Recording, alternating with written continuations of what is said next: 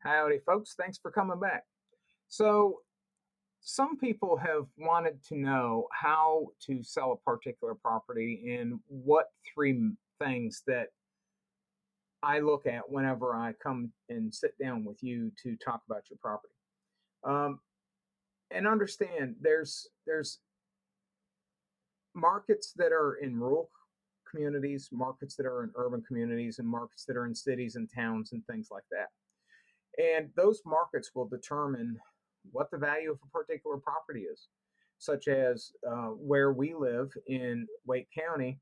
It seems like if you have a house and you put it out there just on a plain sheet of paper like this that you're selling a house, seems like you have 100 people show up and want to bid on it.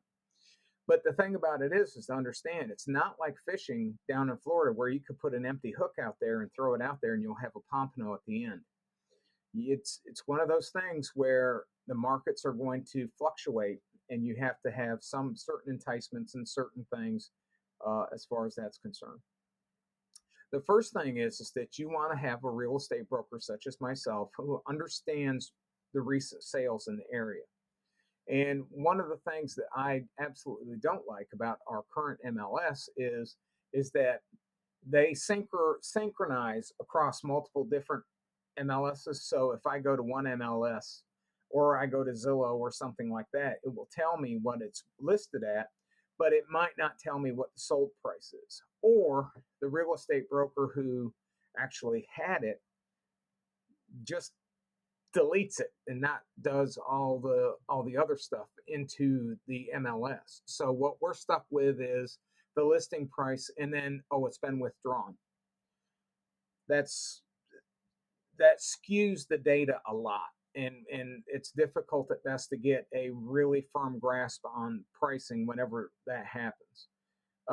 So we look at comparable properties. Comparables means comps in our neighborhood in order to determine what things are selling for. Commonly, we'll have to take a look at three or four and then give you a presentation as to they uh, what they're selling for in your particular neighborhood. And we can also tell you what buyers will prioritize if the selling broker puts it into the system is what they're prioritizing on. Is it comparables? Is it something where it's comps? Is it financing issues? Is it something like that? We will always know inside the MLS. Sometimes they don't document that information in the MLS, so we have to go with just what we're told as far as the MLS is what the MLS presents to us. Market trends. We're constantly aware of whether it's in a buyer's or seller's market. Right now, we're in a seller's market, and the only thing that we're going to be able to do is list the property, and the buyers are going to be at a disadvantage. And now that we have an NAR settlement, and where the buyers are going to be primarily responsibility for hiring their own broker's agent, we have to juggle around things and see if the seller is still willing to do some kind of compensatory type things back and forth. But I've always been a proponent of the seller agent gets paid by the seller and the buyer's agent gets paid by the buyer, and then we can see if there's any kind of cross link there. But it's one of those things where I got overridden until I created my own brokerage, and here I am. So we have to understand what those market trends will do to a house price, as well as such as the buyer's agent having to buy it, they have to reduce what they're able to pay for a house. And also what the seller is willing to sell the property for and what conveys with the property and what goes with the property and HOA fees. And if there's a pool, what kind of costs and things like that go with it. Also, with the market trends as to what people would like to have. They want a new roof, they want new HVAC, they want new floors, they want, what kind of concessions are we willing to say here as far as the market trends are concerning? Do they want pressure wash? They want, the pressure washer.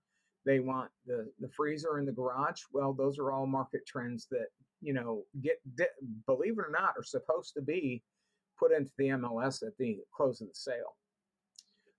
The important thing about it is that if it's in a buyer's market, then the buyers have control over what they want to do and say. And this in the seller's market, the sellers have complete control of who's driving the car and what they're willing to do and what they're willing to say. So it's important to understand that if it's in the buyer's market or the seller's market, it's going to affect pricing and negotiations.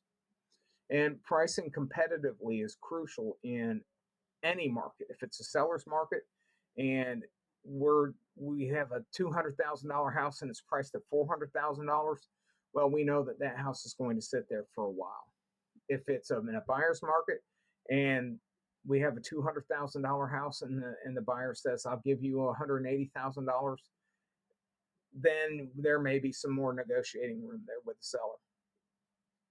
And then the last thing that I'm going to say is that we want to identify key selling points, such as uh, is it in one of the better neighborhoods? Yes or no?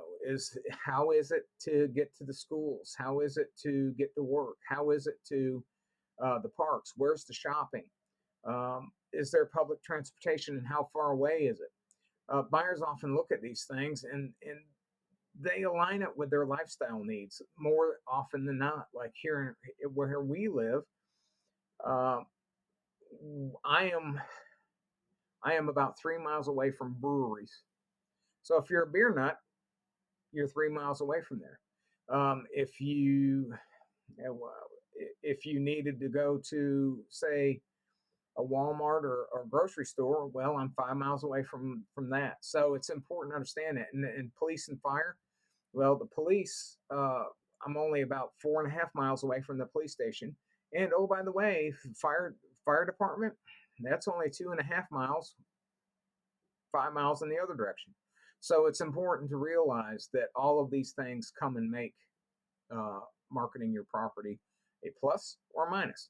And then check out my other videos about curb appeal and whatnot, because those will also help with marketing and selling of your home. Anyway, I am Matt Price. I am your real estate broker and your auctioneer. If you give me a call, 919 614 6288, I'll be happy to come up with a solution for you.